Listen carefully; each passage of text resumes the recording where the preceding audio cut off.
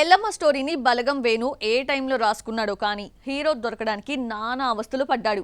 నాని దగ్గర మొదలు పెడితే చివరకు దేవిశ్రీ ప్రసాద్ దగ్గర ఆగిందా స్టోరీ.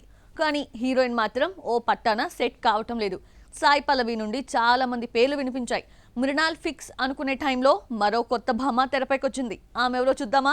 బలగం మాసివ్ హిట్ తర్వాత వేణు నెక్స్ట్ ప్రాజెక్ట్ ఎల్లమ్మతో భారీ ప్రయోగానికి రెడీ అయ్యాడు. తెలంగాణ బ్యాక్ డ్రాప్ లో పవర్ఫుల్ స్టోరీని రాసుకున్నాడు. ఈ ఫీమేల్ సెంట్రిక్ సినిమాలో ముందుగా హీరోను ఫిక్స్ చేద్దామనుకుంటే ఓ పట్టాన సెట్ కాలేదు.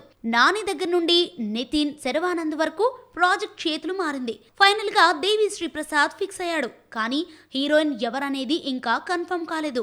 ఎల్లమ్మలో హీరోయిన్ రోల్ కోసం సాయి పల్లవి నుండి కీర్తి సురేష్ వరకు పలువురు పేర్లు వినిపించాయి. చివరకు మృణాల్ సూటబుల్ అనుకున్నారు. తాజాగా మలయాళ బ్యూటీ మమితా బైజు పేరు తెరపైకి వచ్చింది. ఎల్లమ్మలో హీరోయిన్ క్యారెక్టర్ కోసం ప్రేమలు బ్యూటీని అప్రోచ్ అయ్యారట మేకర్స్. ఇందులో ఎంత నిజముందో అఫీషియల్ అనౌన్స్మెంట్ వచ్చేంత వరకు ఆగాల్సిందే.